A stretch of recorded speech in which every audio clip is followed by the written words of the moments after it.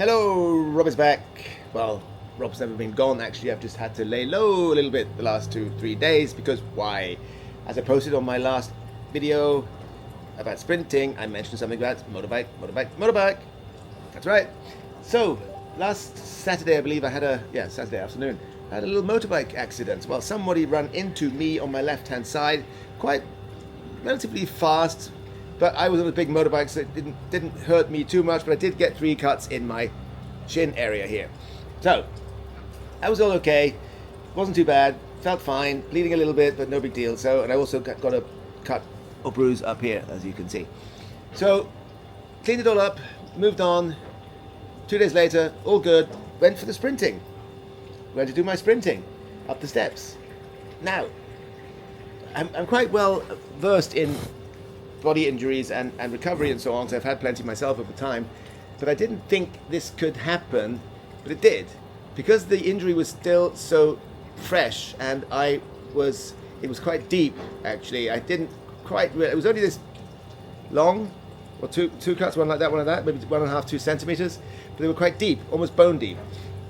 And then the banging into the steps and the pressure and the high blood pressure through the sprinting led to the wound becoming upset and infected.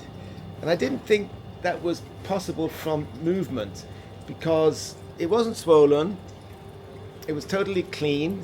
I actually had a band of decent bandages on it, but nevertheless, some 2 to 3 hours after the sprint training, I was sitting on my balcony and I went up to go to get something from the kitchen, and then I found like, oh wow, it's getting very difficult to get up. My leg is hurting. What the hell's going on now? Why is it hurting so much? Like really, really tight.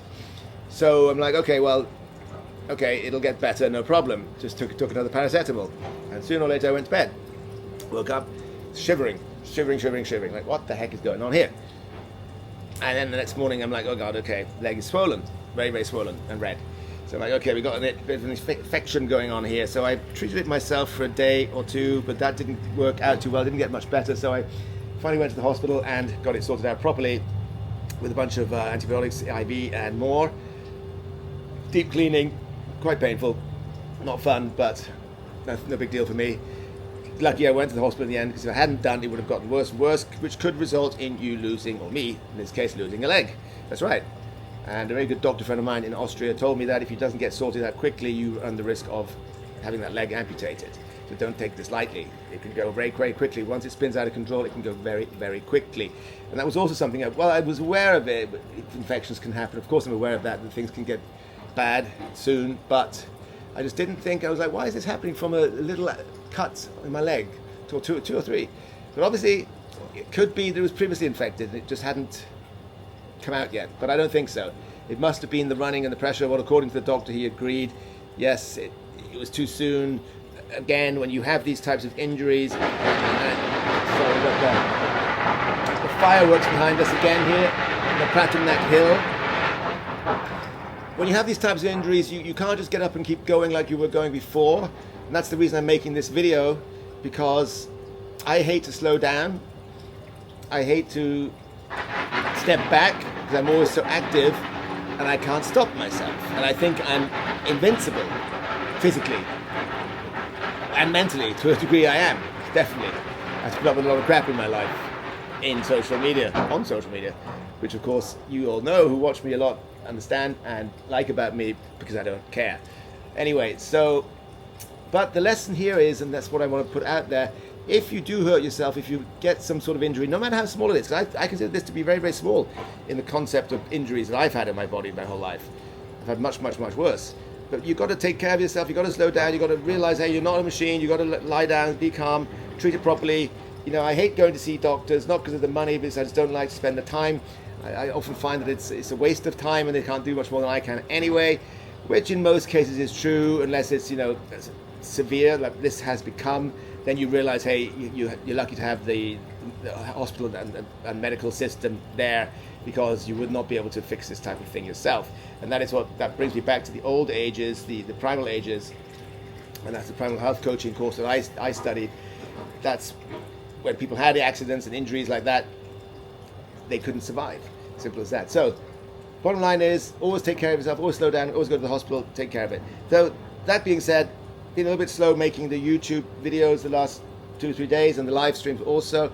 Ari is not here because I'm basically out, lying down most of the time with my leg up.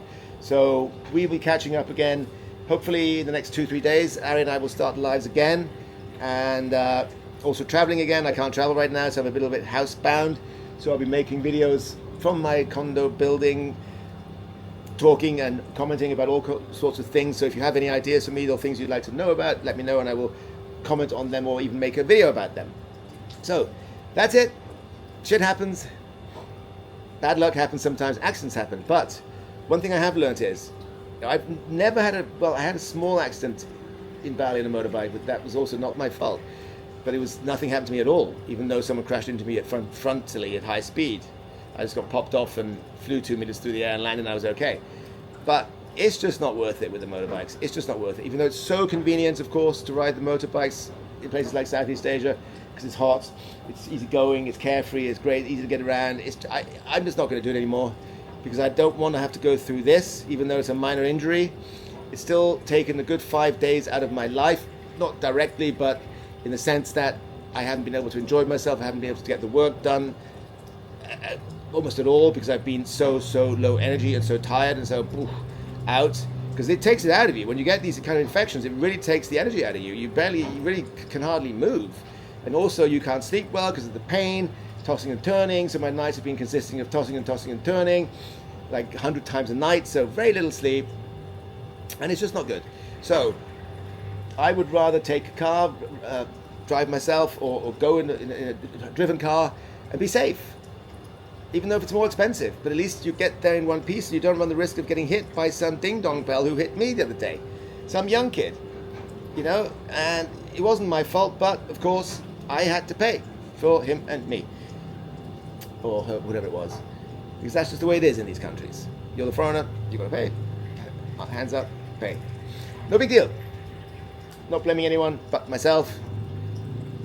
Usually I have my eyes out for those types of things, but it happened by mistake and one can't help that at all. Anyway, please stay tuned.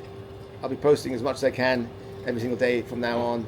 As much as I can, as I said. I can't be very physically active, and I can't stay up late doing live streams and so on because I just can't at the moment. I'm just too tired. I need to rest and recuperate. All right, guys, hope you understand. Thank you for your support. I'll be with you very soon again. Bye-bye.